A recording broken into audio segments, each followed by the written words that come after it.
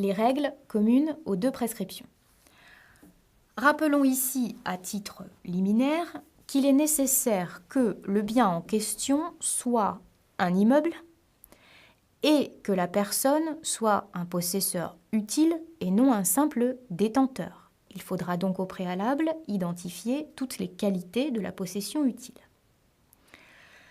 L'étude des règles communes à cette condition d'écoulement du temps, cette condition de prescription, implique l'examen de 3 points.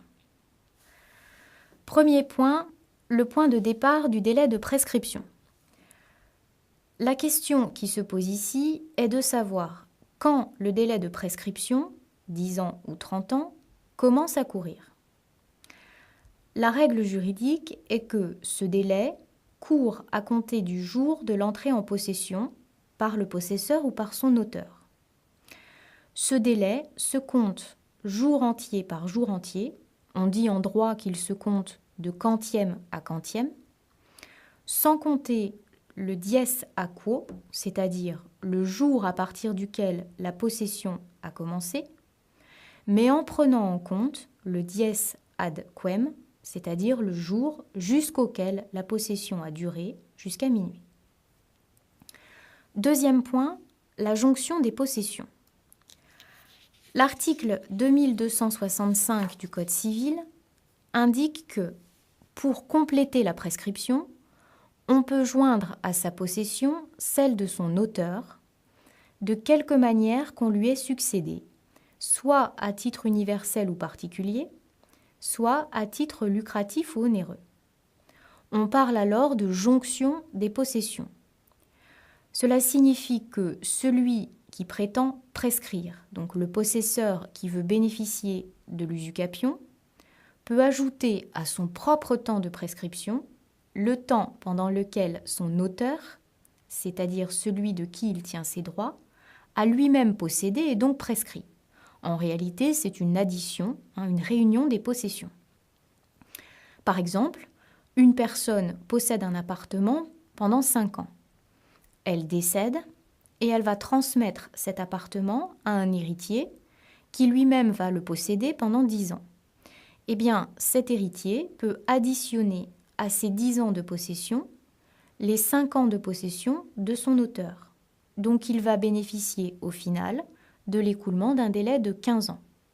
Le même exemple pourrait être donné avec un donataire et un donateur.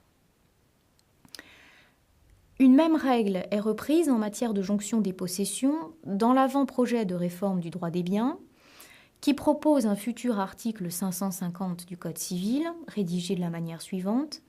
L'ayant cause universelle ou à titre universel continue la possession de son auteur, comme dans l'exemple qui a été donné.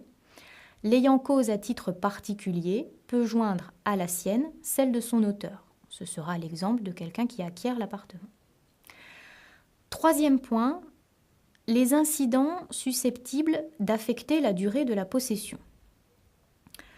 Le délai de possession, qu'il s'agisse du délai de 10 ans ou de 30 ans, pourra être allongé soit pour des causes d'interruption, soit pour des causes de suspension. Premier cas, il y a interruption du délai lorsqu'il y a arrêt de la prescription acquisitive pour des causes soit naturelles, soit civiles. Dans ce cas, le délai déjà écoulé est anéanti, ce qui signifie qu'on ne peut plus le prendre en compte, il devient totalement inutile et il faudra reprendre le délai à zéro lorsque, éventuellement, la cause d'interruption du délai aura disparu. Il existe 2 causes d'interruption du délai. Tout d'abord, l'interruption naturelle.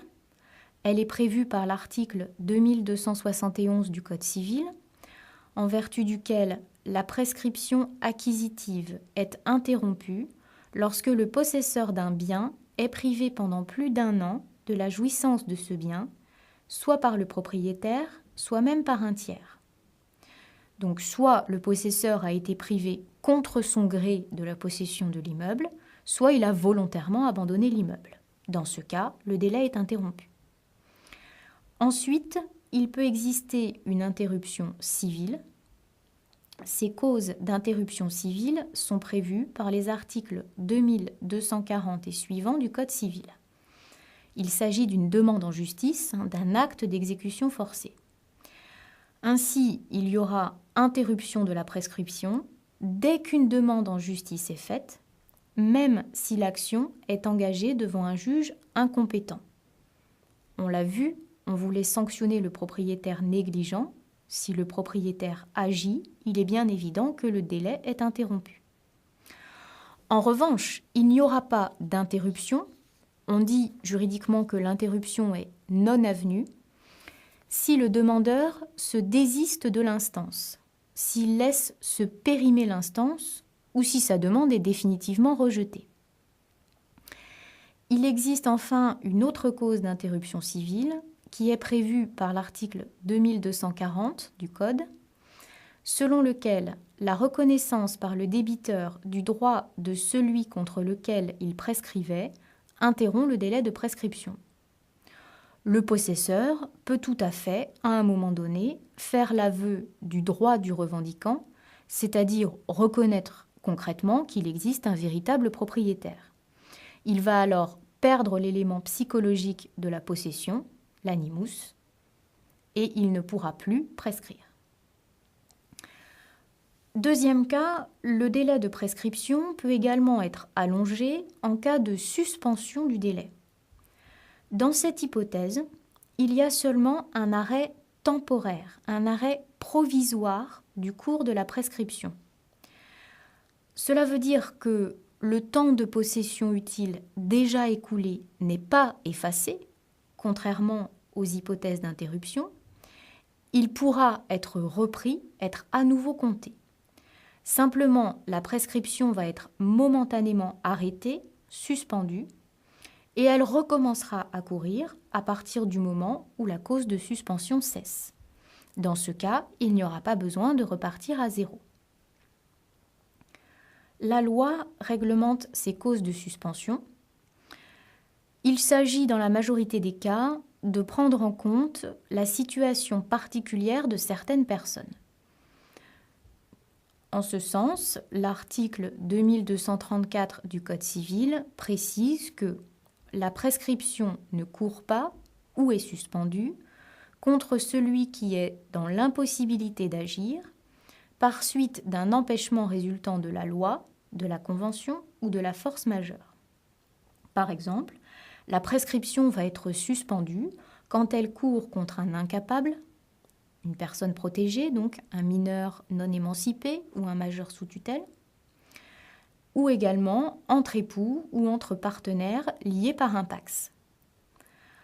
La suspension en cas de force majeure, qui était antérieurement prévue par la jurisprudence, est désormais intégrée au sein des causes légales depuis la réforme du droit de la prescription du 17 juin 2008. Le législateur prend ici en compte plutôt les circonstances de fait pour admettre une suspension du délai. Lorsque les conditions relatives à l'écoulement du temps sont remplies, soit en vertu de la prescription de droit commun, soit en vertu de la prescription abrégée, l'usucapion peut produire ses effets juridiques.